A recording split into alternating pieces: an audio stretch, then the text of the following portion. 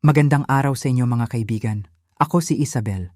At mayroon akong isang kwento na nagsimula sa pinakamasakit na gabi ng buhay ko.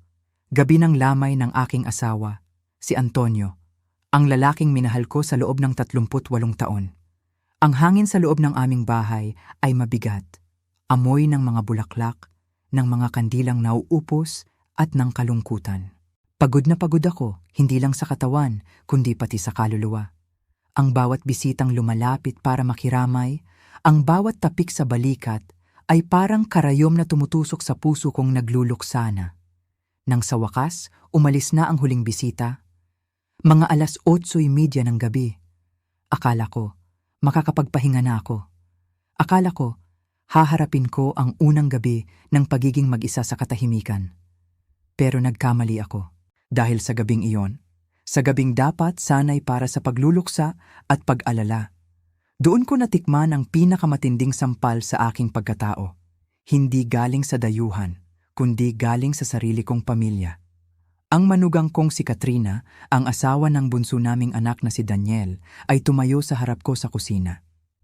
Habang nanginginig ang mga kamay kong nagliligpit ng mga plato, nagsalita siya. Ang boses niya, malamig, walang emosyon. Walang bakas ng pakikiramay. Sinabi niya sa akin, tapos na ang pag-arte, Isabel. Itigil mo na yang pagiging biyudang kaawa-awa. Pero ang sumunod niyang sinabi, iyon ang parang punyal na sumaksak sa aking likod at bumaon hanggang sa buto. Sa harap ng sarili kong anak na si Daniel, na nakatayo lang sa likod niya at hindi man lang makatingin sa akin, sinabi ng manugang ko, mag-impake ka na. Hindi pwedeng manatili dito ang matandang palamunin. Palamunin, isang salitang napakasakit, isang salitang bumasag sa lahat ng natitira kong lakas. Sa sarili kong pamamahay, kung saan ginugol ko ang 15 taon ng buhay ko. Sa bahay na inalagaan ko, pinaganda at itinuring na sagrado, tinawag akong palamunin. Isang taong walang silbi, isang taong pabigat. Para bang ang 38 taon ng pag-ibig at pag-aalaga ko kay Antonio ay walang halaga. Para bang ang pagiging ina ko sa kanyang mga anak na tinuring kong tunay na sa akin ay isang kasinungalingan lamang.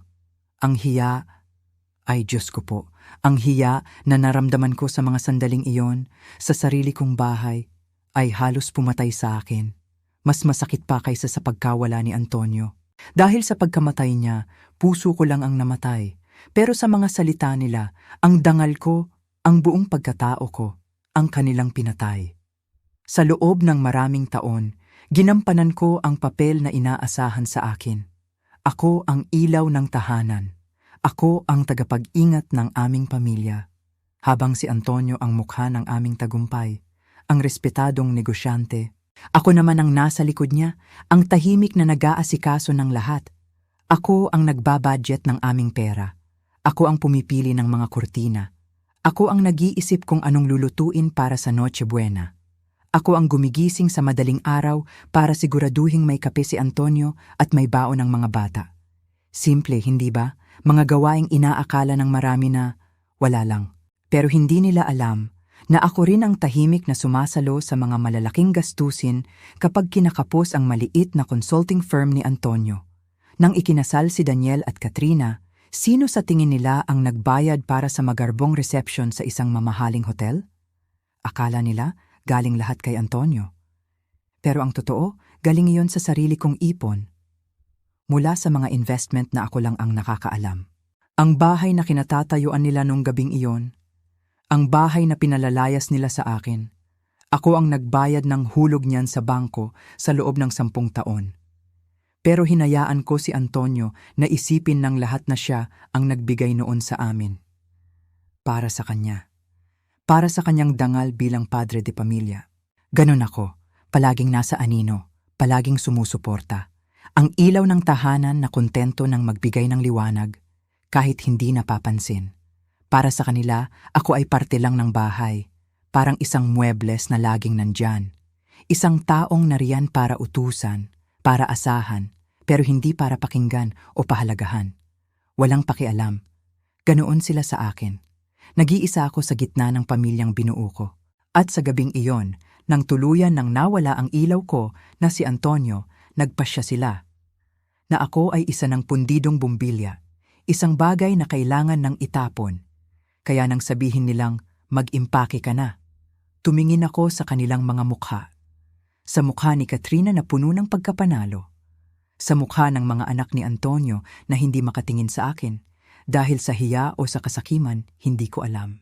At sa halip na umiyak, sa halip na magmakaawa, sa halip na isumpa sila, isang salita lang ang lumabas sa bibig ko. Sige. Isang simpleng salita, pero sa likod nito, may isang desisyon na nabuo.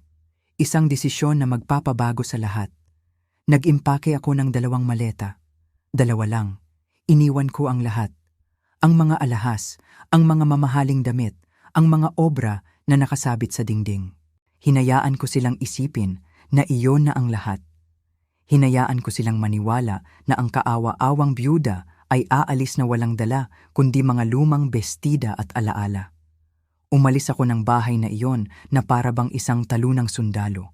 Pero hindi nila alam na sa loob ng pitaka ko, sa maliit na pitaka na hawak ko, naroon ang susi sa isang sikreto na matagal naming itinago ni Antonio, ang aming lihim na yaman.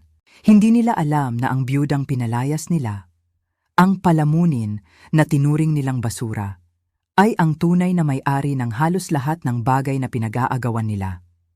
Hindi nila alam ang tungkol sa mana na nagkakahalaga. Pakinggan ninyo ito. Ng 1,500,000,000 piso, 1,000,000,000 at 500,000,000. Hindi rin nila alam ang tungkol sa isang building sa Bonifacio Global City na nakapangalan sa akin. Ang matandang babae na pinalayas nila na akala nila ay isang mahinang pawn sa kanilang laro ay hindi nila alam na siya pala ang reyna. At ang larong ito, ako ang magtatakda ng mga patakaran. Ako na tinawag nilang kasambahay, ang magiging may-ari ng buong palasyo. Ngayon, marahil iniisip ninyo, ang kwentong ito ay tungkol sa paghihiganti. Siguro. Pero para sa akin, hindi lang ito tungkol doon. Hindi lang ito tungkol sa pera, o sa bahay, o sa mga ari-arian. Ito ay tungkol sa pagbawi ng aking dangal. Ang karangalan na tinapakan nila noong gabing iyon. Gusto nilang mawala ako. Gusto nilang manahimik ako habang buhay. Gusto nilang mamatay akong isang kaawa-awang biyuda na walang pangalan. Ngayon, sisiguraduhin kong maririnig nila ang aking boses. Sisiguraduhin kong matatandaan nila ang pangalan ko, Isabel. Hindi na ako mananatili sa anino. Lalabas ako sa liwanag. At bibigyan ko sila ng isang leksyon. Isang leksyon tungkol sa respeto. Isang leksyon tungkol sa utang na loob. Isang leksyon na siguradong maikukwento pa nila sa kanilang mga apo bilang isang babala. Ang hustisya ay darating. At ito ay magsisimula ngayon. Kaya sa inyo na nakikinig sa aking kwento ngayon, may tanong ako. Naranasan nyo na bang maramdamang dayuhan sa sarili nyong tahanan? Naranasan nyo na bang ibigay ang lahat pero sa huli, baliwala pa rin? Kung oo ang sagot ninyo, sana ay samahan ninyo ako sa kwentong ito. Paki-like at share ng video na ito para marinig din ng iba. At huwag ninyong kalimutang mag-comment sa ibaba. Gusto kong malaman, saan po kayo nanonood? Mula Luzon, Visayas o Mindanao? O baka isa kayo sa mga kababayan natin sa ibang bansa? Gusto kong marinig ang inyong boses. Gusto kong marinig ang inyong kwento. Halika, magkwentuhan tayo. Ang pagsara ng pinto ng taxi ay tila isang hudyat. Isang tuldok sa kabanata ng buhay ko na tinatawag kong Buhay May Asawa kay Ricardo.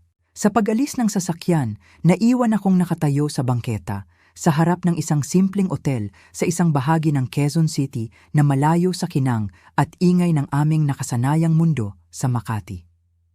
Dala ko ang 2 maleta. Sa loob ng mga ito, hindi lamang mga damit at ilang personal na gamit ang laman, kundi ang buong pagkatao ko na itinago ko sa loob ng 40 taon. Ang pagkatao ni Alberta Reyes, ang pangalan ko noong dalaga pa. Hindi si Alberta de Villa, ang biyudang inaasahan nilang magluluksa sa isang sulok, mahina at walang magawa. Habang hinihila ko ang mga maleta papasok sa lobby ng otel, ramdam ko ang bawat galaw ng aking mga buto. Pagod, oo, pero hindi ito ang pagod na dala ng kalungkutan. Ito ay pagod ng isang mahabang paghahanda. Ang lobby ay simple lamang. Ang amoy ay pinaghalong floor wax at medyo luma ng aircon. Walang nag-abalang tumingin sa akin, isang matandang babae na mukhang ordinaryo. Mas mabuti, ang hindi mapansin ang siyang pinakamalaki kong kalasag sa ngayon. Isang kwarto po, para sa ilang linggo, sabi ko sa babae sa front desk, at inilabas ang cash na pambayad. Walang credit card. Walang anumang bakas na maaaring magturo sa kanila kung nasaan ako.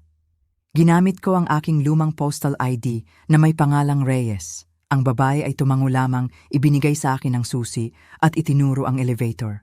Pagpasok ko sa kwarto, agad kong inilapag ang mga maleta at naupo sa gilid ng kama. Hindi ito malambot tulad ng kama namin ni Ricardo. Ang kwarto ay maliit, may isang maliit na bintana na tanaw ang pader ng katabing gusali. Pero sa sandaling iyon, ang maliit na espasyong ito ang aking kaharian. Dito, ako ang may kontrol. Huminga ako ng malalim. Ang hangin ay hindi sariwa, pero para sa akin, ito ang hangin ng kalayaan. Inilibot ko ang aking paningin. Isang maliit na mesa, isang upuan, at isang lumang telebisyon. Ito ang magiging opisina ko. Ang sentro ng operasyon ko. Alam kong sa mga oras na ito, ang mga anak ni Ricardo sa unang asawa, kasama ang kani-kanilang mga pamilya, ay nagsisimula ng magbilang. Nagbibilang ng mga araw hanggang matapos ang 9 na araw ng pagdarasal para kay Ricardo. At pagkatapos noon, magsisimula na silang magbilang ng mga ari-arian.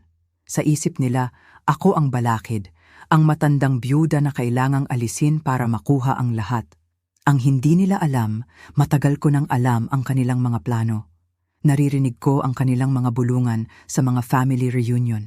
Nakikita ko ang paraan ng pagtingin nila sa mga painting na nakasabit sa aming dingding, sa mga alahas na suot ko, sa bahay na tinirhan namin ni Ricardo.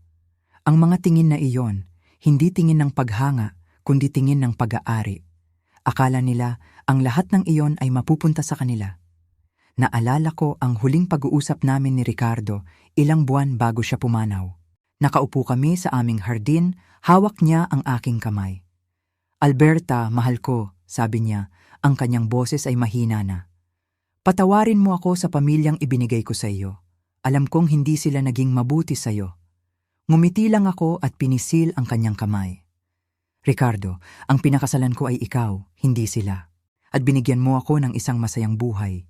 Iyon ang mahalaga." Pero nakita ko ang pag-aalala sa kanyang mga mata. "Mag-ingat ka sa kanila, Alberta. Kapag wala na ako, mag-iingat ka." Iyon ang pangako ko sa kanya. At ang pag-alis ko sa bahay na iyon ay ang unang hakbang sa pagtupad sa pangakong iyon. Hindi ako isang hangal na babae na nagpakasal lang sa isang mayamang lalaki. Oo, mahal ko si Ricardo. Mahal na mahal.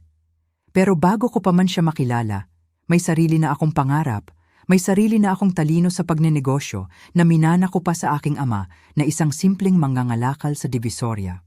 Itinago ko ang talinong iyon. Pinili kong maging anino ni Ricardo, suportahan siya sa kanyang mga negosyo, palakihin ang aming mga naipon sa paraang hindi niya namamalayan. Dahil iyon ang mas madali, ayoko ng gulo.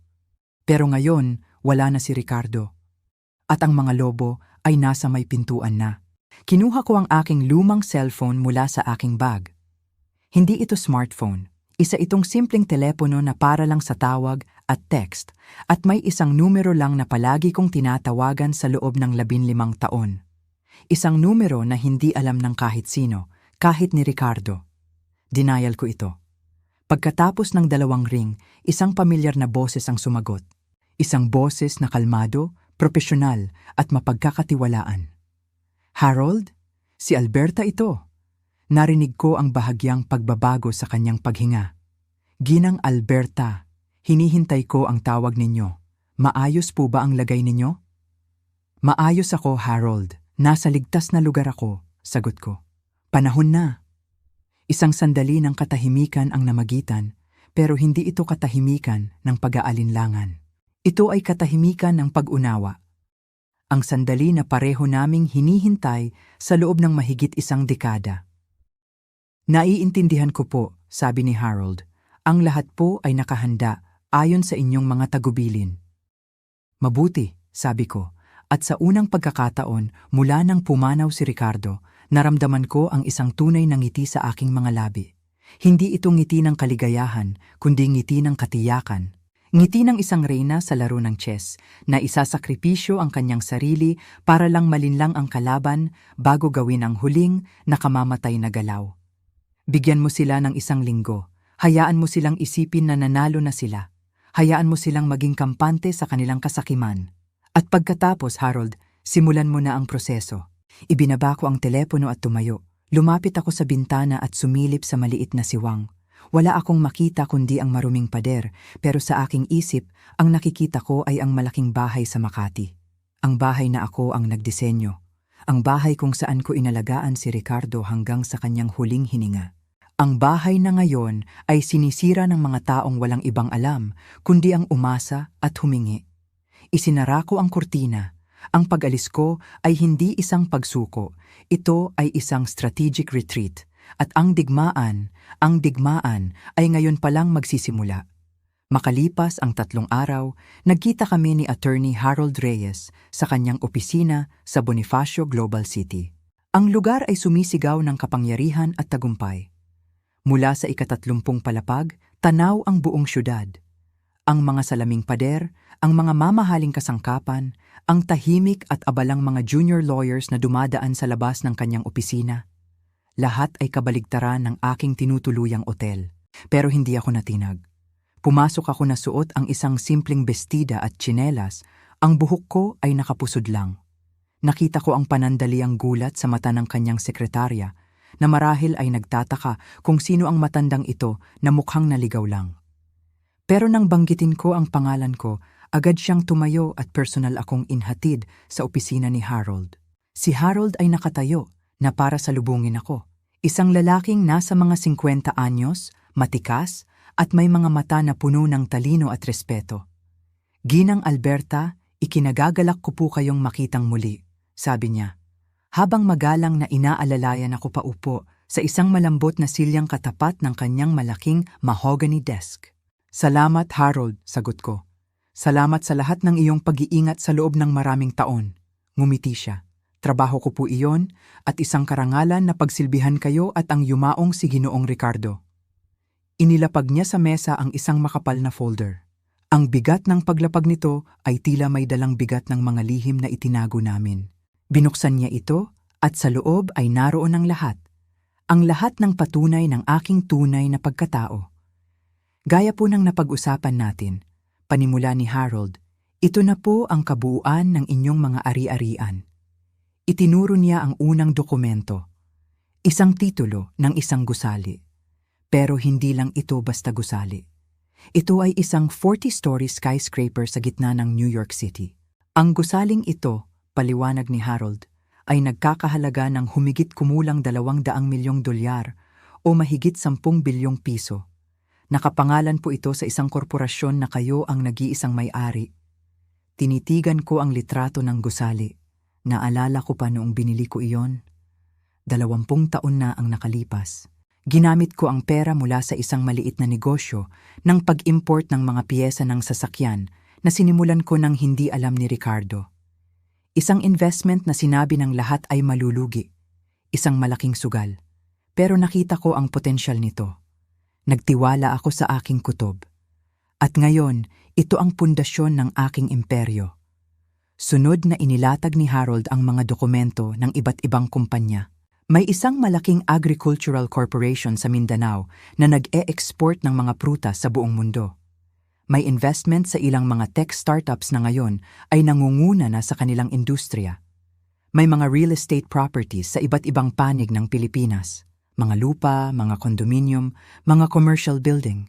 Ang kabuuang halaga, mahirap nang bilangin. Siguro nasa 25 bilyong piso o higit pa. Napabuntong hininga ako, hindi dahil sa pagod, kundi dahil sa bigat ng lahat ng ito. Ito ang buhay na itinago ko, habang ang tingin ng lahat sa akin ay isa lamang simpleng may bahay. Sa likod ng mga ngiti at pag-aasikaso ko kay Ricardo, palihim kong pinalalago ang aming yaman. Hindi para sa aking sarili, ginawa ko ito para sa aming dalawa, para sa aming kinabukasan. Para masigurong kahit anong mangyari, si Ricardo ay magiging komportable. At pagkatapos, inilabas ni Harold ang pinakamahalagang dokumento sa lahat. Ang titulo ng bahay at lupa sa Makati. Ang mismong bahay na pinag-aagawan ngayon ng kanyang mga anak. Malinaw na nakasulat doon ang pangalan ko, Alberta Reyes. Hindi Alberta de Villa. Ang petsa ng paglipat ng titulo ay 10 taon na ang nakalipas. Paano? Tanong ko, kahit alam ko na ang sagot. Gusto ko lang marinig muli ang kwento. Si Ginoong Ricardo mismo ang lumapit sa akin, sabi ni Harold. Isang araw, pumunta siya rito na wala kayo. Sabi niya, Harold, alam kong mahal na mahal ako ng mga anak ko. Pero mas mahal nila ang pera ko. Inamin niya sa akin na nakikita niya ang kanilang kasakiman. Natatakot siya para sa inyo. Kaya, voluntaryo niyang nilagdaan ang isang deed of absolute sale. Ibinenta niya sa inyo ang bahay sa halagang simbolo lamang para mailipat ang titulo sa inyong pangalan bilang si Alberta Reyes. Ginawa niya ito para protektahan kayo. Sabi niya, ang bahay na iyon ay tahanan ni Alberta. Siya ang nagbigay buhay doon. Sa kanya iyon. Ang perang ipinambayad ninyo, kahit na maliit na halaga lang, ay mula sa sarili ninyong bank account na hiwalay sa inyong joint account. Kaya't legal at walang anumang duda na pag-aari ninyo ito bago pa man siya pumanaw. Tumulo ang luha sa aking mga mata. Luha ng pasasalamat para sa pagmamahal at pag-iisip ni Ricardo. Kahit sa huli, ako pa rin ang kanyang inalala. Pinunasan ko ito agad. Hindi ito oras para maging emosyonal. Kung gayon, sabi ko, ang lahat ng pinag-aawayan nila ngayon, ang bahay, ang mga negosyong akala nila ay kasama sa mana, wala pala silang makukuha? Eksakto po, sagot ni Harold. Ang mga negosyo na alam nilang pag-aari ni Ginoong Ricardo ay matagal nang naibenta o nalugi. Ang mga matatagumpay na negosyo, lahat ay nakapangalan sa inyo o sa inyong mga korporasyon. Ang natitira na lamang sa pangalan ni Ginoong Ricardo ay isang bank account na may lamang sapat para pambayad sa kanyang mga huling gastusin at kaunting savings. Siguro, wala pang 1,000,000 piso. Iyon lang ang legal nilang paghahatian. Natawa ako ng mahina. 1,000,000 piso. Para sa kanila, barya lang iyon. Ang kanilang inaasahan ay daan-daang milyon. Ano ang plano natin, Harold? Tanong ko. Tumingin sa akin si Harold at nakita ko ang kislap ng isang matalinong manlalaro sa kanyang mga mata. May isang kasabihan po sa legal na mundo, Ginang Alberta. Bigyan mo sila ng sapat na lubid para bigtihin ang kanilang mga sarili. Sa ngayon, hayaan natin sila. Hayaan natin silang sakupin ang bahay. Hayaan natin silang maghalungkat ng mga dokumento. Hayaan natin silang magtaka kung bakit hindi tumutugma ang mga numero. Kapag mas marami silang ginagawang ilegal na hakbang tulad ng pamemeke ng pirma o pagkuha ng mga bagay na hindi kanila, mas lalong tumitibay ang kaso natin laban sa kanila. Sumang-ayon ako, ito ang pinakamagandang stratehiya, ang paghihintay, ang panonood mula sa malayo habang sila mismo ang gumagawa ng kanilang sariling libingan. Ang kasakiman ay isang bulag na gabay, at hahayaan kong akayin sila nito diretso sa kanilang kapahamakan. Mula sa katahimikan ng aking kwarto sa otel, nagmistula akong isang manonood sa isang dula na ako mismo ang sumulat. Hindi ko kailangang makita ng personal ang mga pangyayari sa bahay sa Makati. Alam na alam ko ang takbo ng isip ng mga De Villa. Bawat kilos nila ay tila nababasa ko na. Ang aking espiya ay si Manang Lydia, ang matagal na naming kasambahay na mas matapat pa sa akin kaysa sa sarili nilang dugo. Lingid sa kanilang kaalaman, si Manang Lydia ay nagbibigay sa akin ng ulat araw-araw sa pamamagitan ng text. Ma'am, si Sir Junior po, kinuha na yung opisina ni Sir Ricardo. Nag-aaway po sila ni Ma'am Susan kung sino ang gagamit sa master's bedroom, basa ko sa isang text. Sa isip ko, nakikita ko na ang eksena. Ang pag-aagawan, ang mga matatalas na salita, ang pagpapataasan ng ihi. Mga taong hindi pa man naililibing ng tuluyan ng ama ay nag-uumpisa ng maghati-hati sa balat ng hayop na hindi pa nila napapatay. Nakakaramdam ako ng awa pero mas nangingibabaw ang pagkadismaya. Sa kabila ng kaguluhang iyon, ang aking buhay ay nagpatuloy ng may disiplina at kaayusan. Sa umaga, pagkatapos ng isang simpleng almusal ng kape at pandesal na binili ko sa kalapit na panaderya, binubuksan ko ang aking laptop. Ang maliit na mesa sa tabi ng bintana ay naging sentro ng isang multibilyong pisong imperyo. Nakikipag-ugnayan ako sa aking mga business manager sa pamamagitan ng email at mga naka-encrypt na video call. Sinusuri ko ang mga ulat sa pananalapi mula sa New York, pinag-aaralan ang mga ani sa Mindanao, at inaprubahan ang mga bagong proyekto sa Cebu. Walang nakakaalam na ang babaeng nasa likod ng lahat ng desisyong iyon ay isang byudang nakasuot ng duster sa isang murang otel sa Quezon City. Ang aking anonimato ay ang aking kapangyarihan. Pagkatapos ng halos isang linggo, nagsimula na ang kanilang mga tawag. Unang tumawag si Junior, ang panganay. Ang kanyang boses ay may halong pagkainis at pagtataka. "Tita Alberta, nasaan ka ba? Kailangan ka namin dito. Ang daming papeles na kailangang ayusin." Hindi ako sumagot. Hinayaan ko lang siyang magsalita. "Tita, naririnig mo ba ako? Bakit ang mga bank account ni Papa ay halos wala ng laman? May alam ka ba dito?" Sa halip na sumagot, pinatay ko ang tawag. Sunod na tumawag si Susan, ang nag-iisang anak na babae. Ang kanyang diskarte ay iba. Nagkunwari siyang nag-aalala. "Tita, nag-aalala na kami sa'yo. Bigla ka na lang nawala. Okay ka lang ba? At saka, tita, yung mga titulo ng mga lupa sa Batangas, hindi namin mahanap. Sabi ni Papa, nasa iyo daw." Ang kanyang boses ay malambing, pero ramdam ko ang bakal na kasakiman sa likod nito. Muli, katahimikan ang aking isinagot. Araw-araw tumatawag sila, paulit-ulit. Minsan, sabay-sabay pa. Nagiging mas desperado ang kanilang mga boses. Ang kanilang pagkalito ay nagiging pagkataranta. "Alberta, sumagot ka! Saan mo dinala ang pera?" Sigaw ng isa sa telepono isang araw. Hinayaan ko lang siyang sumigaw hanggang sa mapagod siya. Ang kanilang gulat ay ang aking musika. Ang kanilang pagkabigo ay ang aking aliw. Bawat tawag na hindi ko sinasagot ay isang dagdag na panggatong sa apoy ng kanilang pagdududa at paranoia.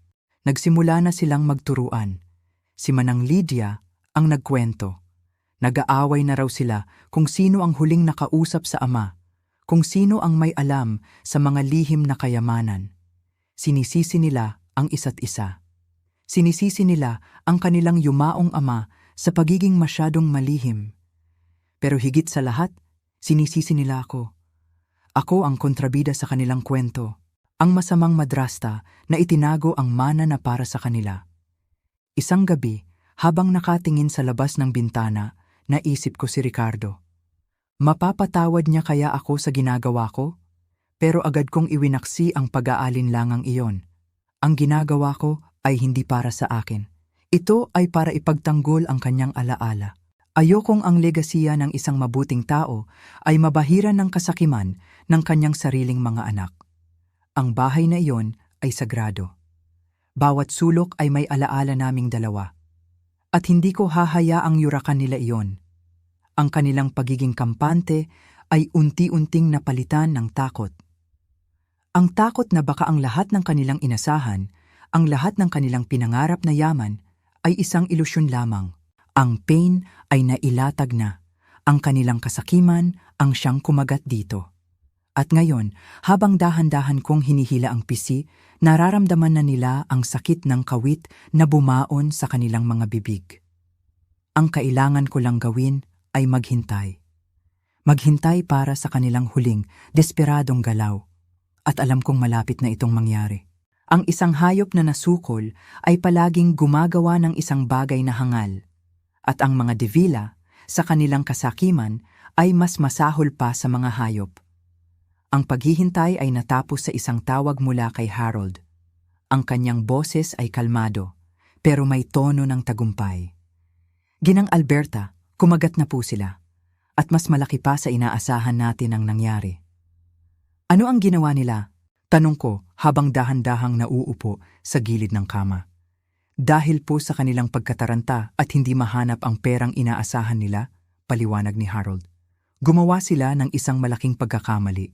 Nag-hire sila ng sarili nilang abogado. Napakunot ang aking noo. At ang abogado nila, patuloy ni Harold, ay formal na nagpadala ng request para sa isang reading of the will. Isang formal na pagpupulong kung saan dapat ay naroon ang lahat ng tagapagmana kasama kayo. Nais nilang gawing opisyal at legal ang lahat sa pag-aakalang mapipilitan kayong ilabas ang lahat ng dokumento at ipamigay ang nararapat para sa kanila. Isang dahan-dahang ngiti ang gumuhit sa aking mga labi. Ito na. Ito na ang sandaling hinihintay ko. Sila mismo ang nagbukas ng pinto ng korte. Sila mismo ang nagimbita sa akin sa isang labanan na hindi nila alam ay matagal ko nang napanalunan. Mga hangal, bulong ko sa aking sarili. Akala nila ang batas ay kanilang kakampi. Akala nila ang isang opisyal na pagpupulong ay ang kanilang sandata para isukol ako. Ang hindi nila alam, sila ang papasok sa isang silid kung saan sila ang huhusgahan. "This is perfect, Harold," sabi ko. Ang aking boses ay puno ng bagong lakas. "This is more than perfect." Sila mismo ang naglatag ng entablado para sa kanilang sariling kahihiyan. "Opo, Ginang Alberta," sang-ayon ni Harold. Sa paghingi nila ng isang formal na pagbasa ng testamento, legal nilang itinatali ang kanilang sarili sa kung anuman ang magiging resulta. Hindi na sila maaaring umatras. At sa pulong na iyon, sa harap ng kanilang abogado, doon natin ilalabas ang lahat. Ang titulo ng bahay, ang mga dokumento ng iyong mga korporasyon, ang katotohanan na ang tanging laman ng mana ng yumaong si Ginoong De Villa ay ang maliit na halaga sa kanyang personal savings account. Naimadiin ko ang kanilang mga mukha, ang pagkasabik na magiging pagkadismaya, ang pagiging arogante na magiging matinding kahihiyan.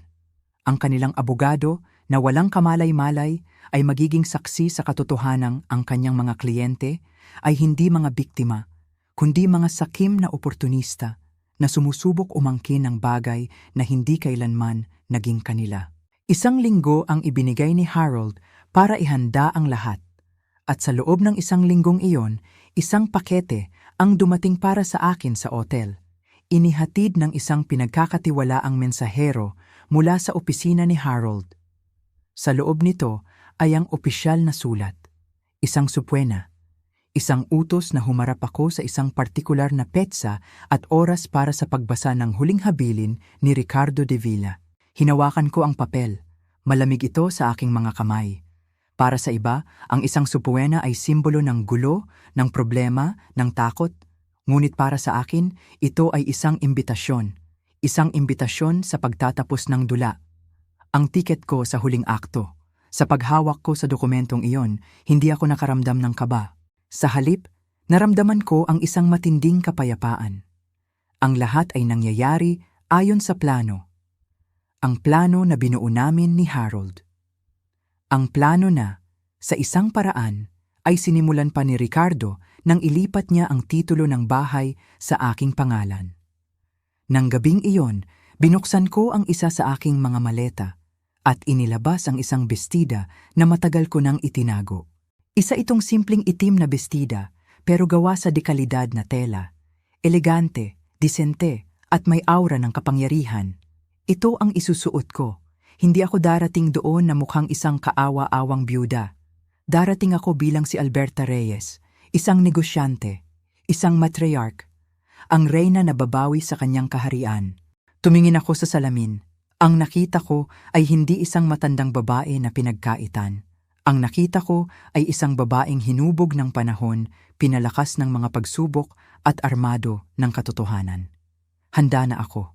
Hayaan silang maghanda ng kanilang mga abogado. Hayaan silang magsuot ng kanilang mga pinakamamahaling damit. Hayaan silang pumasok sa silid na iyon na puno ng kasakiman at pag-asa. Dahil hindi nila alam, papasok sila sa isang bitag. Isang bitag na sila mismo ang nagkusang pasukin. At ako, si Alberta, ang siyang magsasara ng pinto sa kanilang likuran. Dumating ang araw ng Lunes. Isang maulap at malamig na hapon na para bang nakikisimpatya ang kalangitan sa bigat ng mga mangyayari. Bago ako umalis sa aking suite sa Shangri-La, humarap ako sa salamin. Ang isinuot ko ay hindi damit ng isang nagluluksa, kundi uniforme ng isang mandirigma. Isang navy blue suit na simple pero elegante. Isinuot ko ang kuwintas na perlas na pamana pa sa akin ng aking lola at ang relong Cartier na regalo sa akin ni Antonio noong aming ika-10 anibersaryo. Tiningnan ko ang aking refleksyon. Ang babaeng nakikita ko ay hindi na ang Isabel na laging nasa anino. Siya ay isang babaeng may paninindigan, isang babaeng pagod nang maliitin. Handa na ako. Pagdating ko sa gusali kung nasaan ang opisina ng Villanueva and Associates, 15 minutos bago ang 2:00, ramdam ko ang tensyon sa hangin. Ang opisina nila ay nasa isang mataas na palapag sa Makati na may sahig na marmol at mga dingding na salamin. Malamig, walang kaluluwa. Ang receptionist, isang batang babae na marahil ay kasing edad lang ng aking mga apo, ay tiningnan ako mula ulo hanggang paa. Ang tingin niya, may bahid ng pagmamaliit. "Kayo po ba yung para sa Holloway Estate reading?"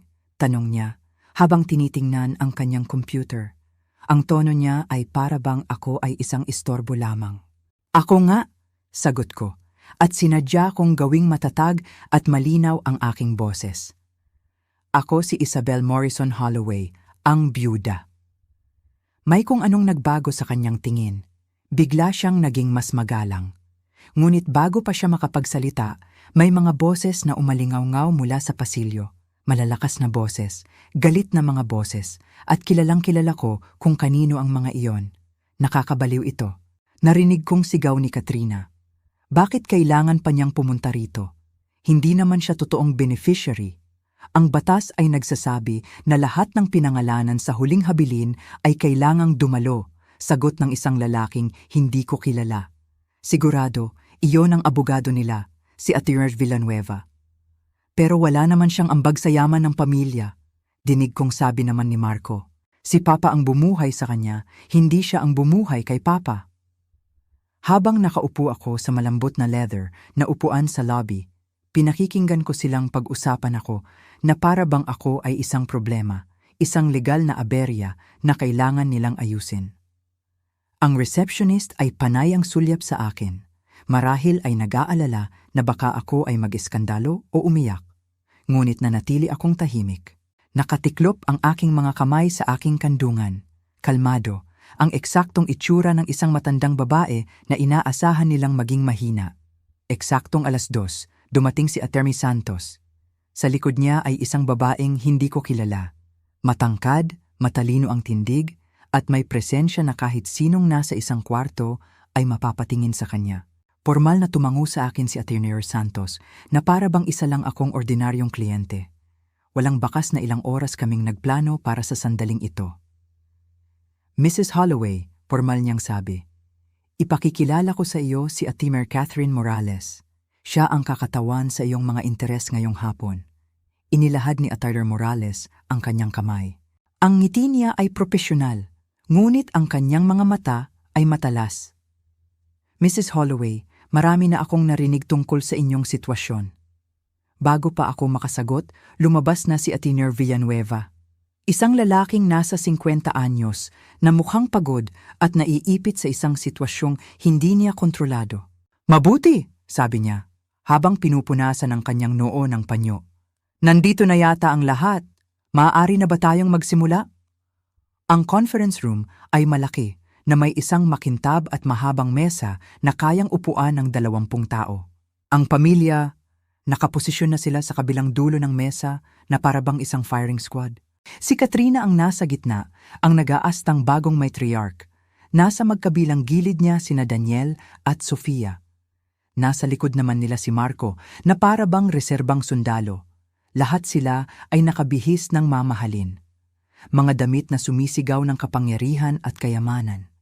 Ang itsura ng mga taong sigurado nang sila ang magmamana ng lahat. Umupo ako sa kabilang dulo, sa tapat mismo ni Katrina. Sa kanan ko ay si Atty. Santos. Sa kaliwa ko, si Atty. Morales. Ang simbolismo ay malinaw sa lahat ng nasa silid.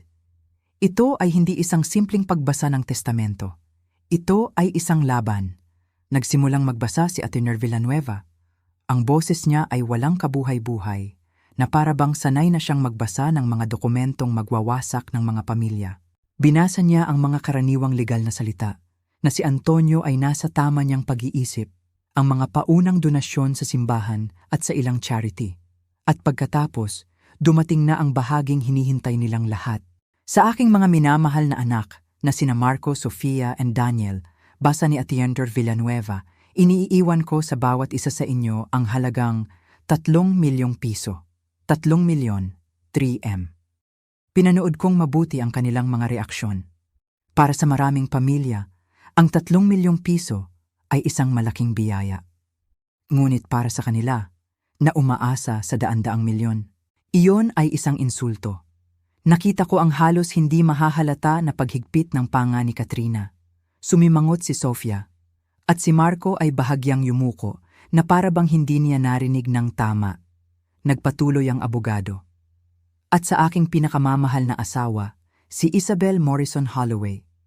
Iniiwan ko ang lahat ng natitirang bahagi ng aking ari-arian, kasama na ang lahat ng mga propiedad, mga investment at mga interes sa negosyo, upang maging kanya ng lubusan at walang anumang paghihigpit.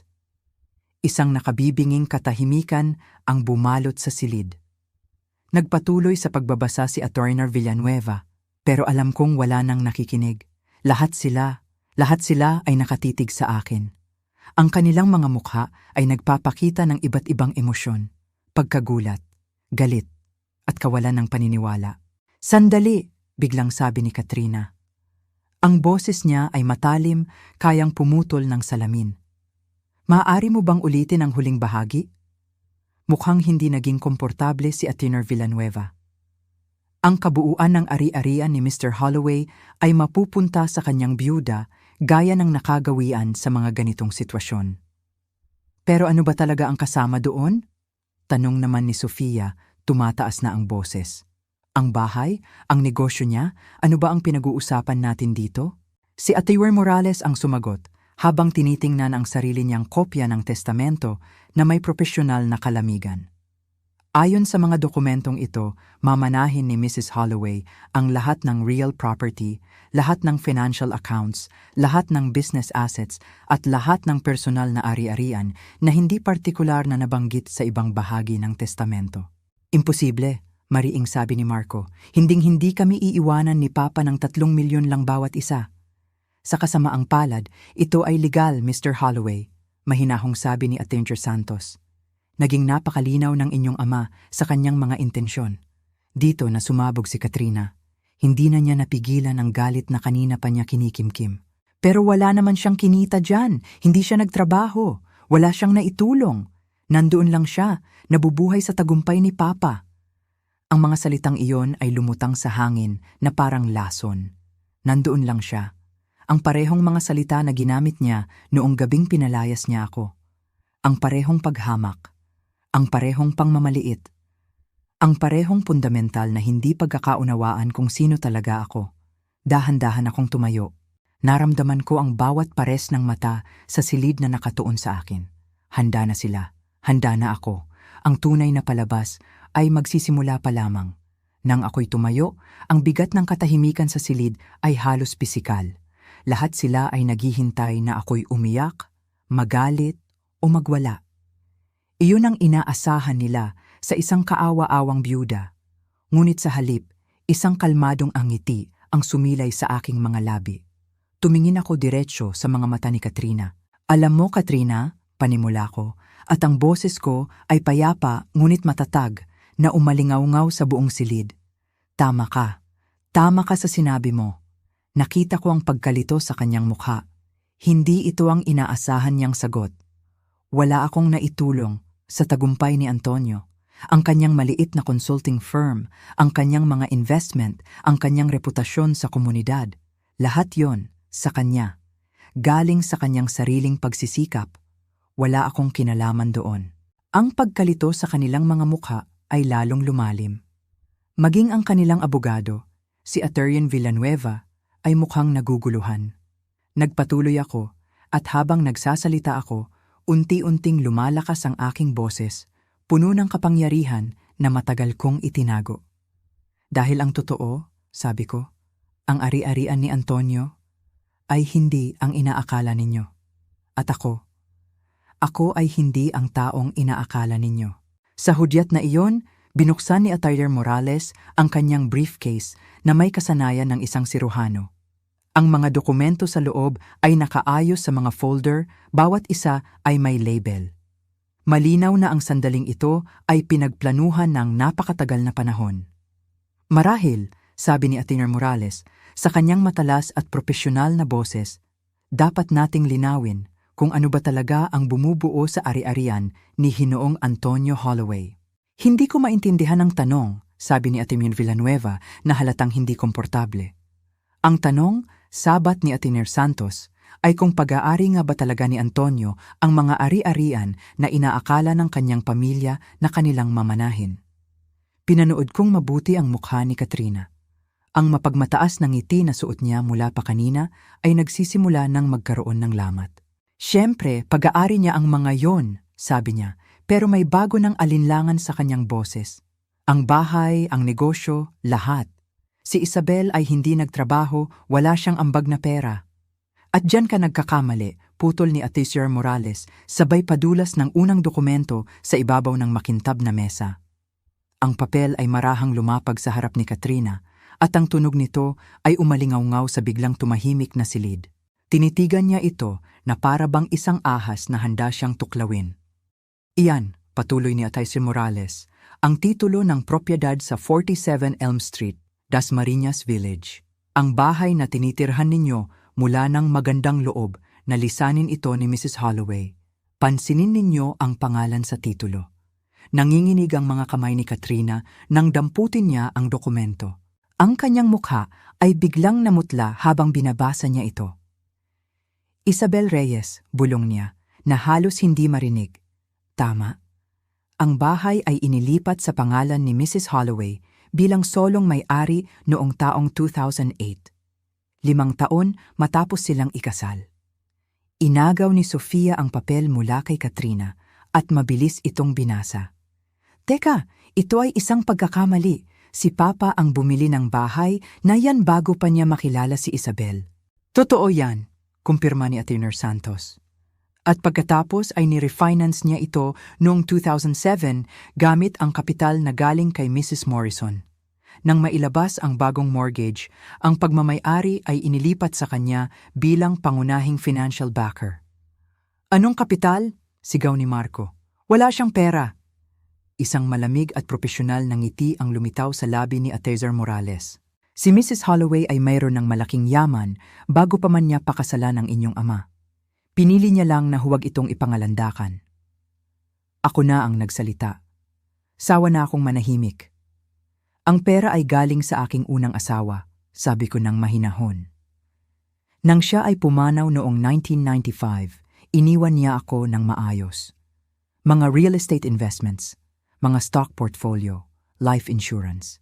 Ako ay 38 taong gulang at financially independent na nang makilala ko ang inyong ama. Ang katahimikan ay nakabibingi. Pero hindi ka nagtrabaho, sabi ni Daniel. Ang boses ay mahina na para bang kumakapit sa huling piraso ng kanyang paniniwala. Hindi ko kailangang magtrabaho sa tradisyonal na paraan. Nagmamanage ako ng mga investment, bumibili at nagbebenta ako ng mga propiedad, gumagawa ako ng mga desisyon sa negosyo, sabi ko sabay senyas kay Atty. Morales. Naglabas si Atty. Morales ng isa pang set ng mga dokumento. Ito ang mga papeles ng pagmamay-ari ng Isabel Ventures Incorporated na itinatag noong 1996. Si Mrs. Holloway ang solong may-ari ng isang kumpanya na nagmamay-ari ng 17 propiedad sa iba't ibang lugar sa bansa. Napahawak si Katrina sa kanyang lalamunan. 17? Kasama na riyan, patuloy ni Atty. Morales, ang 3 apartment complex sa Rockwell, Makati, 2 office building sa Ortigas Center at isang bagong renovate na warehouse sa Bonifacio Global City. Nakamakailan lang ay na-appraise sa halagang 1 bilyon at 500 milyong piso. Ang numerong iyon, 1.5 bilyon. Para itong isang malakas na pagsabog sa loob ng silid. Pinanood ko habang unti-unting nagsisink in sa kanila ang lahat. Pinanood ko ang pagguho ng kanilang realidad. 1 bilyon? Halos pabulong na sabi ni Sofia. Isa lang yan sa mga propiedad, dagdag pa ni Atty. Santos. Gusto niyo bang makita ang kumpletong portfolio? Hindi na siya naghintay ng sagot. Sunod-sunod na dokumento ang lumapag sa mesa na parang mga baraha sa isang high-stakes poker game. Mga bank statement na nagpapakita ng mga account na may balanseng ginagawang barya lamang ang kakarampot na ipon ni Antonio. Mga investment record, mga titulo ng lupa mula Luzon hanggang Mindanao. Ang kabuuang halaga ng mga pag-aari ni Mrs. Holloway, inanunsyo ni Atty. Morales habang tinitingnan ang kanyang summary sheet, ay humigit kumulang 2 bilyon at 500 milyong piso. Hindi pa kasama riyan ang mga ari-arian na minana niya mula kay Ginoong Holloway, na kung susumahin ay nasa 15 milyong piso lamang. 2 bilyon at 500 milyon. Nakatitig sa akin si Katrina na may ekspresyong hindi ko pa nakikita dati. Hindi lang pagkagulat, ito ay malapit na sa purong takot. Nagsisinungaling ka, sabi niya. Pero ang boses niya ay wala ng bigat. Aling bahagi ang kasinungalingan? Tanong ko nang may ngiti. Ang bahagi na may sarili na akong pera bago ko pa makilala si Antonio? O ang bahagi na nakatira kayo sa bahay ko sa loob ng 1 linggo? Bakit? Bakit walang sinabi si Papa? Tanong ni Marco na mukhang tunay na nalilito. Dahil ako ang nakiusap sa kanya, sabi ko. Sumandal ako sa aking upuan, pakiramdam ko ay mas magaan kaysa dati. May pride ang inyong ama. Gusto niyang makita siya bilang tagapagtaguyod, bilang matagumpay na negosyante. At masaya akong ibinigay sa kanya ang imaheng iyon sa publiko, habang ako ang tahimik na nagpapatakbo ng lahat sa pribado. Kaya noong pinalayas ka namin, dahan-dahang sabi ni Daniel, pinalalayas ninyo ako mula sa sarili kong bahay ng mga taong walang anumang legal na karapatang naroon. Ang katotohanan ng kanilang ginawa ay nagsisimula ng tumagos. Nakikita ko ito sa kanilang mga mukha. Ang lumalaking takot habang napagtatanto nila na hindi lang sila naging malupit sa isang walang kalaban-laban na byuda. Naging malupit sila sa isang taong kayang-kaya silang wasakin sa pananalapi ng hindi man lang pinagpapawisan. Ang mga business card na nakita ninyo sa opisina ni Antonio, patuloy ni Atty. Morales, na halatang nasiyahan sa kanilang paghihirap, ay para sa isang consulting firm na halos hobby na lang ni Mr. Holloway. Kumikita iyon ng marahil 2 milyong piso sa 1 taon. Halos hindi sapat para suportahan ang lifestyle na inaakala ninyong siya ang nagpopondo. Kung ganon, paano niya binayaran ang lahat? Tanong ni Sofia. Hindi siya, simpleng sagot ko. Ako, ang mortgage sa bahay, ang amilyar, ang mga bayarin sa kuryente at tubig, ang insurance, lahat yan galing sa mga account ko. Nanginginig na si Katrina. Nakikita ko ang panginginig ng kanyang mga kamay habang ang buong saklaw ng kanyang pagkakamali ay nagiging malinaw. Hinayaan mo kaming isipin? Hinayaan ko kayong ipakita kung sino talaga kayo, pagtatama ko. Hindi ko kayo pinilit na palayasin ako. Hindi ko kayo pinilit na tawagin akong palamunin. Ibinigay ko sa inyo ang bawat pagkakataon na magpakita ng kabutihan na ituring akong pamilya, pero pinili ninyo ang landas na ito. Ang kanilang abogado, si Attorney Villanueva, ay para ng multo sa kanyang upuan. Sa tingin ko ay may hindi pagkakaunawaan dito. Walang hindi pagkakaunawaan, mariing sabi ni Atty. Santos. Lahat ay dokumentado, legal, at nasa ayos sa loob ng maraming taon. Walang obligasyon si Mrs. Holloway na isapubliko ang kanyang sitwasyon sa pananalapi sa kanyang mga stepchildren. Anong mangyayari sa amin? Tanong ni Marco. Ang boses ay maliit at puno ng takot. Tiningnan ni Atty. Morales ang kanyang mga papel. Well, sa legal na aspeto, mamanahin ninyo ang eksaktong iniwan ng inyong ama. 3 milyong piso bawat isa. Tumingin siya diretso kay Katrina. At para sa inyong kasalukuyang sitwasyon sa tirahan, kayo ay kasalukuyang naninirahan sa propiedad ni Mrs. Holloway nang walang pahintulot niya. Sa teknikal na salita, iyan ay nagiging trespassing. Ang salitang trespassing, para itong isang malakas na sampal. Nakita ko ang mukha ni Katrina na nag-iba-iba ng kulay bago ito naging kulay abo. Hindi ka seryoso, bulong niya. Ako ay lubos na seryoso, sabi ko, dahan-dahang tumayo. Tinipon ko ang aking bag at tiningnan sila isa-isa sa huling pagkakataon. Bibigyan ko kayo ng 72 oras para alisin ang inyong mga gamit sa bahay ko. Pagkatapos niyan, ipapa-evict ko kayo ng legal. Habang naglalakad ako palabas, narinig ko ang desperadong boses ni Katrina. Isabel, parang awa mo na. Pwede nating pag-usapan to. Pamilya tayo.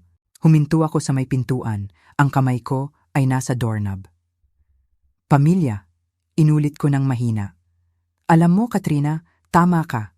Pamilya nga tayo. At kakaturo mo lang sa akin kung ano talaga ang kahulugan ng salitang iyan para sa'yo. At lumabas ako ng silid na iyon, alam kong tapos na ang luma kong buhay. Ang invisible na byuda ay wala na magpakailanman. Ang tunay na pagtutuos ay magsisimula pa lamang. Ang 72 oras na ibinigay ko sa kanila, iyon ang naging 3 pinakakasyasiyang araw ng buhay ko. Hindi dahil nasiyahan akong makita silang nagdurusa, hindi ako ganoong klaseng tao. Kundi dahil sa unang pagkakataon sa loob ng maraming dekada, pinapanood ko ang mga taong humaharap sa tunay na resulta ng kanilang mga piniling gawin. 6 na oras matapos ang pagpupulong sa opisina ng abogado, dumating ang unang tawag. Si Katrina, siyempre. Ang boses niya ay pinaghalong desperasyon at galit na pilit niyang itinatago. Isabel, kailangan nating mag-usap. Itong sitwasyon na to, lumalala na. Ako naman, nasa penthouse suite ko sa Fairmont Hotel, nag-i-enjoy sa isang baso ng mamahaling alak habang pinapanood ang paglubog ng araw na nagpinta ng kulay ginto sa kalangitan ng Makati. Talaga? Sagot ko, kalmado. Akala ko ba nag-usap na tayo ng husto kaninang hapon? Alam mo ang ibig kong sabihin. Yung bahay, yung pera, lahat. Kailangang may paraan para maayos natin to ng makatwiran. Makatwiran. Hinayaan kong lumutang ang salitang iyon sa hangin. Tulad ng kung paano mo ako pinalayas ng makatwiran mula sa sarili kong bahay noong gabi ng libing ng asawa ko. Katahimikan sa kabilang linya. Pagkatapos ay sinabi niya, nagdadalamhati rin kami noon, Isabel. Hindi kami nag-iisip ng malinaw. Napakalinaw ng pag-iisip mo noong sinabihan mo akong mag-impake at maghanap ng ibang matitirhan sa loob lamang ng ilang oras. Napakalinaw ng pag-iisip mo noong sinimulan mong paghati-hatian ang akala mong mana ninyo. Pero pamilya tayo. Hindi, Katrina, pagtatama ko. Nilinaw mo na hindi ako pamilya. Tinawag mo akong palamunin, tandaan mo? Isang taong walang ambag. Tandaan mo ba yon? Narinig ko ang kanyang malalim na paghinga. Hindi niya inaasahan na gagamitin ko ang eksaktong mga salita niya laban sa kanya. Hindi ko yon sinasadya. Sinadya mo ang bawat salitang sinabi mo. Ang tanging hindi mo sinadya ay ang malaman na may kakayahan akong gumawa ng isang bagay tungkol dito. Pinutol ko ang tawag at agad kong binlock ang kanyang numero. Ayoko nang marinig ang kanyang boses. Kinabukasan, ang bumisita sa hotel ay si Daniel. Tumawag muna ang concierge sa aking kwarto para ipaalam ang kanyang pagdating. Tinatanong kung tatanggap ako ng bisita. Muntik na akong tumanggi, pero nanaig ang aking kuryosidad. Si Daniel ang palaging pinakamahina sa mga anak ni Antonio, ang pinakamadaling maimpluwensyahan. Gusto kong makita kung paano niya haharapin ang sitwasyon nang wala ang kanyang asawa para magsalita para sa kanya. Umupo siya sa tapat ko sa eleganting lobby ng hotel. Ang kanyang mga kamay ay hindi mapakali na para bang isang batang estudyante na ipinatawag sa opisina ng prinsipal. 35 taong gulang na siya, pero sa itsura niya parang iiyak anumang sandali. Tita Isabel, panimula niya, gamit ang tawag na matagal ko nang hindi naririnig sa kanya. Sorry po sa lahat. Si Katrina, nadadala lang siya minsan. Dapat pinigilan ko siya. Dapat, sabi ko ng mahinahon, pero hindi mo ginawa. Alam ko po, at pinagsisisihan ko yon, pero sana maintindihan ninyo. Akala po namin may iniwan si Papa para sa amin. Akala namin yung bahay, yung negosyo, lahat yon mapupunta sa amin para paghatian. At noong inakala ninyo yon, sabi ko, ang una ninyong naisip ay itapon ako sa kalye. Namula ang mukha ni Daniel. Hindi po ganoon. Naisip lang namin na mas magiging komportable kayo sa isang lugar na mas maliit, mas madaling i-manage. Daniel, sabi ko, at ang boses ko ay matalas na sapat para putulin ang kanyang mga palusot. Huwag mo akong pagsinungalingan at huwag mong pagsinungalingan ang sarili mo. Gusto ninyo akong mawala para makuha ninyo ang lahat ng hindi na kailangang isaalang-alang ang aking mga pangangailangan o nararamdaman. Tumingin siya sa kanyang mga kamay, hindi magawang salubungin ang aking mga mata. May mga masasakit na sinabi si Katrina. Oo, sagot ko. Pero tumayo ka lang doon at hinayaan mo siya. Pwede mo akong ipagtanggol. Pwede mo siyang paalalahanan na ako ang stepmother mo sa loob ng mahigit 20 taon. Na ako ang nagpalaki sa'yo mula noong 12 taong gulang ka. Pero sa halip, pinanood mo siyang hiyain ang isang nagluluksa at wala kang sinabi. May sinasabi na po ako ngayon, bulong niya. Ngayon? Tanong ko. Ngayong alam mo nang hindi ko kailangan ng awa ninyo? Ngayong napagtanto mong hindi ako ang walang kalaban-laban na byuda na pwede ninyong basta na lang itapon? Ang paghingi mo ng tawad ay hindi dahil sa pagsisisi, Daniel. Ito ay dahil sa takot. Tumingala siya at nakita kong tama ako. Ang kanyang mga mata ay puno ng takot. Ano po ang gagawin ninyo sa amin? Ang tanong na iyon ay nakabitin sa pagitan namin na parang isang patalim. Ano nga ba ang gagawin ko? Nasa akin ang lahat ng kapangyarihan para wasakin sila. Pero habang tinitingnan ko si Daniel, ang mahinang si Daniel, ang takot na si Daniel, naisip ko, hindi ko gustong wasakin sila. May gusto akong mas mahalaga kaysa sa paghihigante. Gusto kong matuto sila. Gagawin ko ang eksaktong sinabi ko. Mayroon kayo hanggang bukas ng gabi para alisin ang inyong mga gamit sa bahay ko. Pagkatapos noon, magpapalit ako ng mga kandado. At pagkatapos noon, kayo na ang bahalang mag-isip kung paano mabuhay sa sarili ninyo, gumawa ng sarili ninyong mga desisyon, at harapin ang sarili ninyong mga kahihinatnan. Wala nang aasa sa pera ng pamilya na hindi naman pala talaga pera ng pamilya. Bumagsak ang mga balikat ni Daniel. Magwawala po si Katrina. Matututo si Katrina na ang bawat aksyon ay may kapalit, sabi ko. Gaya mo. Umalis siya ng walang karagdagang salita at pinanood ko siyang maglakad palayo, alam kong may nagbago sa pagitan namin. Hindi pa pagpapatawad. Matagal pa yon, kung darating man. Pero pag-unawa.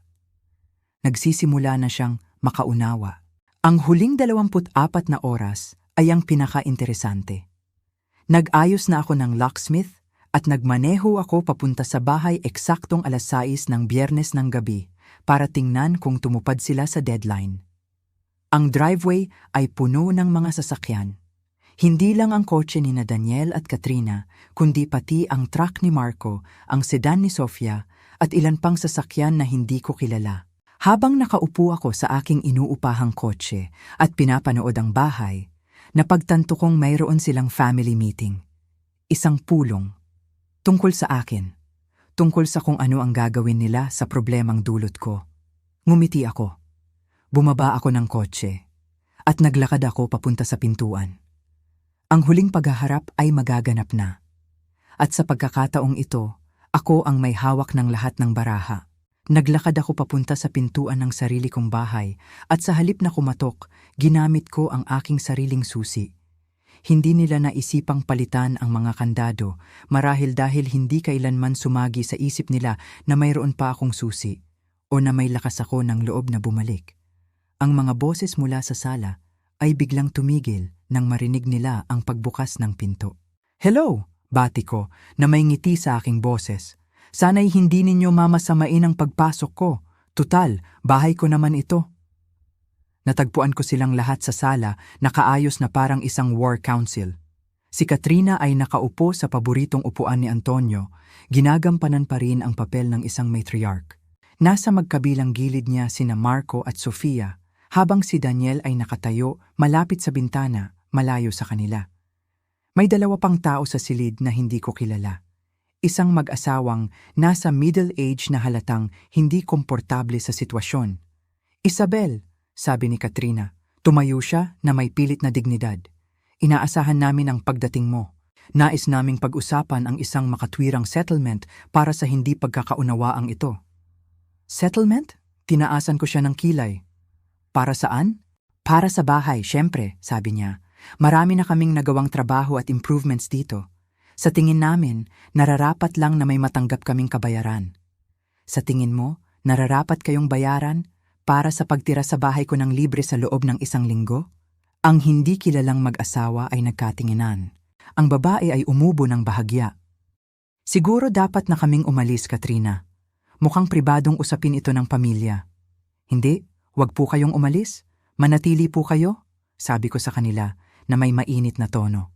Ako po si Isabel Holloway, ang biyuda ni Antonio. At kayo po ay? Sina Tom at Linda Patterson, sabi ng lalaki nang may pag-aalinlangan. Kami ang mga magulang ni Katrina. Kaya pala, nagdala siya ng reinforcements. Siguradong naikwento na niya sa kanila ang isang bersyon ng pangyayari kung saan ako ang kontrabida. Ikinagagalak ko kayong makilala, sabi ko. Sanay na ipaliwanag ni Katrina ang sitwasyon ng wasto. Tumingin si Linda Patterson sa pagitan ko at ng kanyang anak na may halong pagkalito. Ang sabi niya ay may hindi pagkakasundo tungkol sa testamento ni Antonio. Wala pong hindi pagkakasundo, sabi ko ng mahinahon. Napakalinaw po ng testamento. Nag-iwan si Antonio ng maliit na halaga sa kanyang mga anak at ang lahat ng iba pa ay sa akin. Ang tanging komplikasyon lang po ay ang karamihan sa mga ari-arian na inaakala ng lahat na kay Antonio ay sa akin pala talaga noon pa man. Sumimangot si Tom Patterson. Pasensya na, hindi ko maintindihan. Hindi rin po nila naintindihan hanggang noong nakaraang Lunes, paliwanag ko.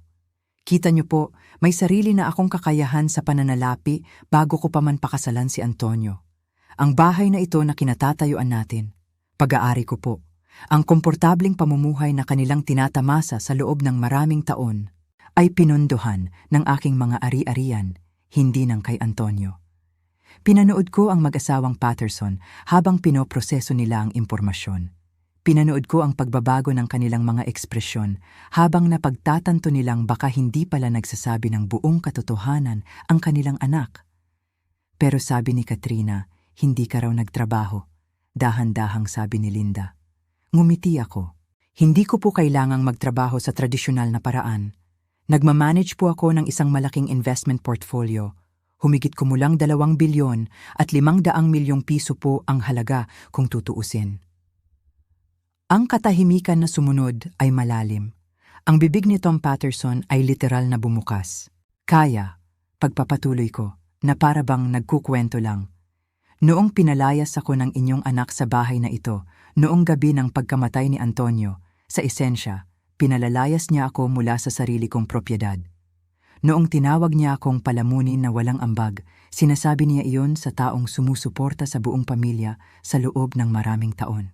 Ang mukha ni Katrina ay puting-puti na.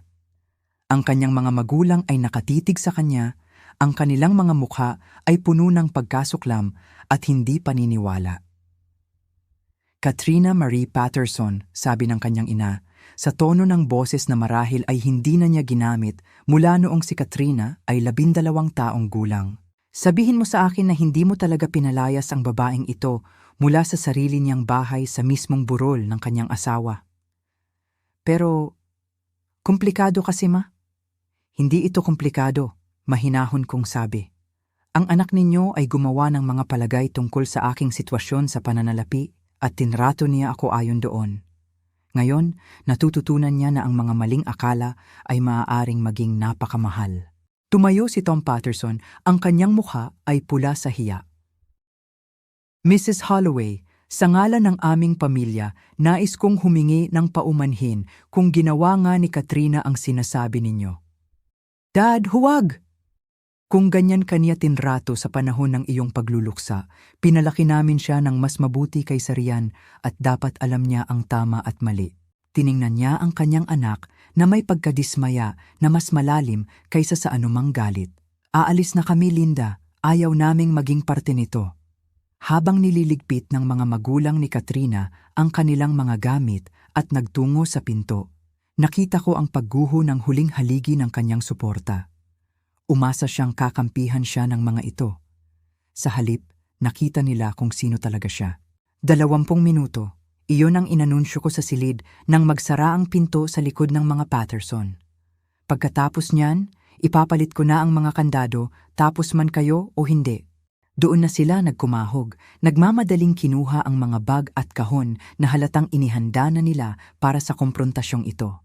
Si Sofia at Marco ay umiiwas ng tingin habang dinadala ang kanilang mga gamit sa kanilang mga sasakyan. Si Daniel ay kumikilos na parang isang taong wala sa sarili. Ngunit si Katrina, nanatili siyang nakatayo sa gitna ng sala, nakatitig sa akin na may galit na malapit na sa pagkamuhi. Hindi pa ito tapos, sabi niya ng mahina. Oo, sagot ko, mahina rin, tapos na.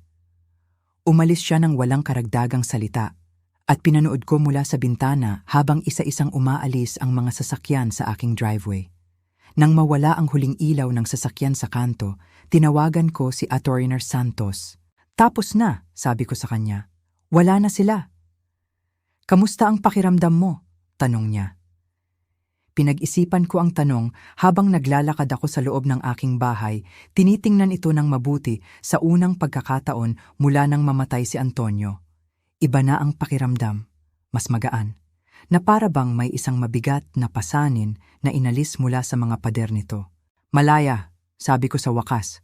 Pakiramdam ko, malaya na ako. At sa unang pagkakataon sa loob ng isang linggo, iyon ay ang lubos na katotohanan. Lumipas ang 6 na buwan, mabilis. Ngunit sa bawat araw na lumilipas, unti-unting bumabalik ang kulay sa aking mundo. Ang bahay, na dati puno ng tensyon at mga mapagkunwaring ngiti, ngayon ay isang tunay na kanlungan ng kapayapaan. Ang bawat sulok ay akin na. Ang bawat gamit ay may alaala, mga alaalang pinili kong panatilihin. Ang hardin, na dati kong pinababayaan, ay muli kong inalagaan. At habang dinidiligan ko ang mga rosas tuwing umaga, nararamdaman ko na hindi lang pala ang mga halaman ang aking binubuhay muli, kundi pati na rin ang aking sarili. Nasanay na ako sa katahimikan. Nasanay na ako sa pag-iisa. Pero hindi ito ang kalungkutan ng pag-iisa. Ito ay ang kapayapaan ng pagiging malaya. Malaya mula sa mga inaasahan ng iba. Malaya mula sa pangangailangang magpanggap. Malaya para maging si Isabel. Isang umaga, habang nagkakape ako sa aking hardin at pinapanood ang pagsikat ng araw na nagpipinta ng kulay rosas at ginto sa aking mga bulaklak, tumunog ang aking telepono. Sa mga panahong ito, mas mapili na ako sa kung sino ang pinapayagan kong pumasok sa aking mapayapang umaga. Ngunit ang numero ay pamilyar at nanaig ang aking kuryosidad. Mrs. Holloway? Sabi ng isang boses ng babae sa kabilang linya. This is Dr. Elizabeth Chen from Mercy General Hospital. May pasyente po ako dito na naghahanap sa inyo. Biglang nanlamig ang aking dugo. Sa dami ng maaaring mangyari, ito ang hindi ko inaasahan. Sino po? Tanong ko. Si Daniel Holloway po. Kayo po ang nakalista bilang kanyang emergency contact. Emergency contact. Pagkatapos ng lahat ng ginawa nila sa akin, ako pa rin ang taong tatawagan sa oras ng kagipitan. Sa kabila ng aking sarili, naramdaman ko ang isang pamilyar na kurot ng pag-aalala. Isang kurot ng pagiging isang ina. Anong nangyari? Tanong ko, at ang boses ko ay halos hindi lumabas. Naaksidente po sa sasakyan. Stable naman po siya, pero kayo po ang hinahanap niya. Mahalaga daw po. 20 minuto lang ang lumipas, naglalakad na ako sa malinis at malamig na pasilyo ng Mercy General. Ang tunog ng aking takong sa makintab na sahig ay umalingaw-ngaw. Nagpalit ako mula sa aking mga damit panghardin at nagsuot ng isang simpleng asul na bestida na laging gusto ni Antonio, na tinernuhan ko ng mga perlas na hikaw na regalo niya sa akin. Natagpuan ko si Daniel sa isang pribadong silid. Ang kanyang kaliwang binti ay nakakast at ang kanyang braso ay nakasling. Ngunit bukod doon, mukha siyang maayos para sa isang taong sinasabing bumangga sa isang puno. Tita Isabel, sabi niya, at ang boses niya ay mahina at puno ng ginhawa. Dumating po kayo. Siyempre naman, nasaktan ka. Sagot ko. Umupo ako sa isang hindi komportabling upuang plastik sa tabi ng kanyang kama. Sinubukan niyang umupo ng tuwid, ngunit napangiwi siya sa sakit. Sabi po ng nurse, hindi raw nila makontak si Katrina. Disconnected na raw po ang telepono niya. Hindi ako nagulat. Sa mga buwan mula nang mapilitan silang umalis sa aking bahay, narinig ko sa mga tsismis sa aming maliit na komunidad na ang pagsasama ni na Daniel at Katrina ay sumabog. Tila, ang malaman na ang kanilang seguridad sa pananalapi ay nakatayo sa mga kasinungalingan ay nagdulot ng malaking problema sa kanilang relasyon. Nasaan na siya ngayon? Tanong ko. Tumingin si Daniel sa kisame at ang boses niya ay hungkag. Wala na. Iniwan niya ako 3 buwan na ang nakalipas. Kinuha niya kung anuman ang natira sa aming ipon at bumalik na sa kanyang mga magulang. Huminto siya. Sinabi niya, pinakasalan niya ako para sa lifestyle, hindi para sa akin. Nang mawala ang lifestyle, nawala na rin daw ang dahilan. I'm sorry, Daniel, sabi ko, at sincero iyon. Talaga po? Tumingin siya sa akin at nagulat ako sa kalinawan ng kanyang mga mata. Kahit po pagkatapos ng lahat ng ginawa namin sa inyo. Pinag-isipan ko ang tanong niya ng seryoso. 6 na buwan na ang nakalipas. Marahil ay sasabihin kong iyon ang nararapat para sa kanya. Ngunit habang tinitingnan ko siya ngayon, wasak, nag-iisa, at sa wakas ay napipilitang harapin ang mga bunga ng kanyang mga pagpili, nalaman kong tunay akong nalulungkot para sa kanya. Oo, simpleng sagot ko. I'm sorry na pinagdadaanan mo ito. Nanatili kaming tahimik ng ilang sandali. Sa wakas, nagsalita siyang muli. May kailangan po akong sabihin sa inyo. Tungkol po sa gabing iyon. Noong pinalayas kayo ni Katrina. Daniel, hindi mo na kailangang... Kailangan ko po, sabi niya. At ang boses niya ay mas malakas na ngayon, mas determinado. Alam ko pong mali yon. Kahit nung nangyayari, alam kong malupit at hindi makatarungan. Pero galit na galit po ako noon dahil sa testamento, bigong-bigo nakakarampot lang ang iniwan ni Papa. Kaya hinayaan kong kumbinsihin ako ni Katrina na kayo ang problema. Huminto siya, nahihirapang bigkasin ang mga salitang halatang matagal nang bumabagabag sa kanya. Pinalaki niyo po ako, Tita Isabel. Mula noong 12 taong gulang ako, mas naging ina pa po kayo sa akin kaysa sa tunay kong ina.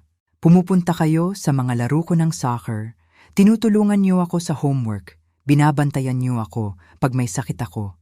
At noong gabing namatay si Papa, nung dapat sana'y pinoprotektahan at kinakalinga ko kayo, hinayaan kong tawagin kayo ng asawa ko ng masasakit na salita at palayasin kayo sa kalye.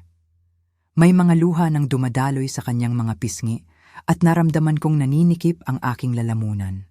6 na buwan ko pong pinasa ng bigat na yon at kailangan ninyong malaman na naaalala ko kung sino talaga kayo. Hindi ang mayamang babae na may kapangyarihan, kundi ang babaeng naglagay ng band-aid sa mga sugat ko, ang nagturo sa akin kung paano magmaneho at hindi kailanman ipinaramdam sa akin na mas mababa ako kaysa sa tunay niyang mga anak. Inabot ko ang kanyang hindi nasaktang kamay. Hindi po ako umaasang patatawarin ninyo ako, patuloy niya. Kailangan ko lang pong malaman ninyo na nakikita ko na ngayon kung ano ang sinayang ko. Hindi ang pera o ang mana. Sinayang ko ang nag-iisang tao sa buhay ko na nagmahal sa akin ng walang kondisyon. Ang mga luhang kanina ko pa pinipigilan ay tuluyan ng bumagsak. Hindi mo ako sinayang, anak, sabi ko. Nagkamali ka. Isang terible at masakit na pagkakamali. Pero hindi isang pagkakamaling hindi mapapatawad. Hinawakan niya ang aking kamay ng mahigpit. Paano niyo po nasasabi yan pagkatapos ng lahat? Dahil may naintindihan ako ngayon na hindi ko naintindihan 6 na buwan na ang nakalipas. Noong gabing yon, akala ko katapusan na ng mundo ko. Akala ko nawawala na ang pamilya ko, ang tahanan ko, lahat. Pero ang totoo, ang nawawala lang pala ay isang ilusyon. Hindi niya naintindihan. Akala ko, paliwanag ko, parte ako ng isang mapagmahal na pamilya. Pero ang totoo, parte lang pala ako ng isang sistema kung saan ang halaga ko ay nakabatay sa kung ano ang maibibigay ko, hindi sa kung sino ako. Pinilit ako ng gabing iyon na makita ang pagkakaiba. Hindi ninyo ako kilala. Kilala ninyo ang papel na ginampanan ko, Pero hindi ninyo inalam kung sino talaga ako sa ilalim noon. At dahil hindi ninyo ako kilala, hindi ninyo ako tunay na minahal. Minahal ninyo kung ano ang nagawa ko para sa inyo. Tahimik si Daniel, iniintindi ang lahat. At ngayon, sabi ko, ngumiti ako sa gitna ng aking mga luha. Ngayon, nakikita mo ako sa unang pagkakataon bilang isang buong tao. At nakikita rin kita ng malinaw. Hindi bilang anak ni Antonio o asawa ni Katrina, kundi bilang ang binatang tinulungan kong palakihin na sa wakas ay natututong managot sa kanyang mga pagpili. Saan po tayo pupunta mula rito? Tanong niya. Isang makatarungang tanong. Saan nga ba? Nasa akin ang lahat ng karapatang talikuran sila. Pero habang nakaupo ako roon, hawak ang kamay ng batang tinulungan kong palakihin, napagtanto kong hindi pareho ang katarungan at paghihiganti. Ang katarungan ay naisagawa na. Ang paghihiganti ay ang ipagkait ang kapatawaran sa isang taong tunay na nagsisisi. Dito, sabi ko sa wakas, magsisimula tayong muli. Kung gusto mo, bubuo tayo ng isang relasyon na nakabatay sa kung sino talaga tayo, hindi sa kung sino ang inaakala nating dapat tayo. Napuno ng panibagong luha ang kanyang mga mata. Gagawin niyo po yon? Pagkatapos ng lahat? Susubukan ko, pero magiging iba na ngayon, Daniel. Hindi na ako magiging ang babaeng nasa anino. Hindi ko na ipagpapanggap na mas mababa ako para lang maging komportable ang iba. At hindi kita sasagipin sa mga bunga ng iyong mga pagpili. Kung gusto mo ng relasyon sa akin, kailangan mong paghirapan ito, alagaan ito, at pahalagahan ito para sa kung ano ito. Hindi para sa kung ano ang makukuha mo rito. Tumango si Daniel. Naiintindihan ko po. Sigurado ka? Dahil hindi ito tungkol sa pera. Ito ay tungkol sa dalawang taong pinipiling magmalasakitan sa isa't isa sa kabila ng isang napakasakit na nakaraan. Alam ko po. At gusto ko po yon, Tita Isabel. Gusto kong makilala kayo. Yung totoong kayo. Pinag-aralan ko ang kanyang mukha at ang nakita ko ay isang bagay na hindi ko pa nakikita dati mula kay Daniel. Tunay na pagsisisi. Kung ganoon, susubukan natin, sabi ko.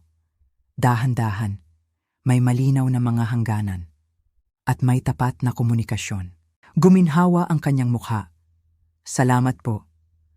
Huwag ka munang magpasalamat. Mahirap na trabaho ito. Handa po ako. Pinisil ko ang kanyang kamay sa huling pagkakataon at pagkatapos ay tumayo ako. Kakausapin ko ang doktor mo. Mayroon ka bang matutuluyan paglabas mo rito? May inuupahan po akong studio apartment. Maliit lang, pero sa akin po. Maganda yan. Bagay sa'yo ang maging independente. Habang naglalakad ako palabas, tinawag niya ako. Tita Isabel, paano po sina Kuya Marco at Ate Sofia? Sa tingin niyo po? Humarap ako sa kanya. Nasa kanila na yon, anak. Bukas ang pinto ko, pero kailangan nilang piliing pumasok tulad ng ginawa mo. At si Katrina? Pinag-isipan ko ito. Si Katrina na nagsimula ng lahat. Si Katrina na hindi nagpakita ng anumang pagsisisi.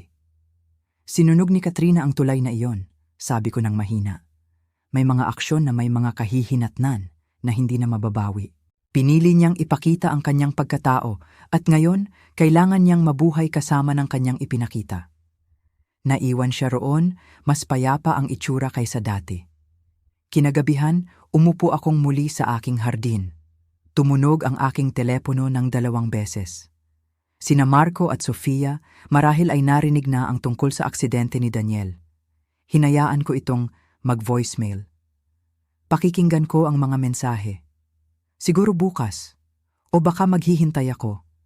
Hindi na ako nagmamadali. Ang babaeng invisible ay wala na magpakailanman. Pinalitan siya ng isang taong alam kung sino siya at kung ano ang kanyang halaga. Isang taong kayang pumili ng kapatawaran o distansya, batay sa kung ano ang tama, hindi sa kung ano ang inaasahan. At habang pinapanood ko ang mga bituin na lumitaw sa dumidilim na kalangitan, naisip ko ang halaga niyon ay higit pa sa 2 bilyon at 500 milyong piso. Bagaman, hindi rin masama na mayroon kang 2 bilyon at 500 milyong piso. At ngayon, sa inyo na nakasubaybay sa aking kwento, Maraming salamat. Sana'y may napulot kayong aral at sana'y hindi ninyo makalimutan na ang tunay na yaman ay hindi nasusukat sa pera kundi sa dangal, respeto sa sarili at sa kapayapaang hindi kayang bilhin ng kahit anong halaga.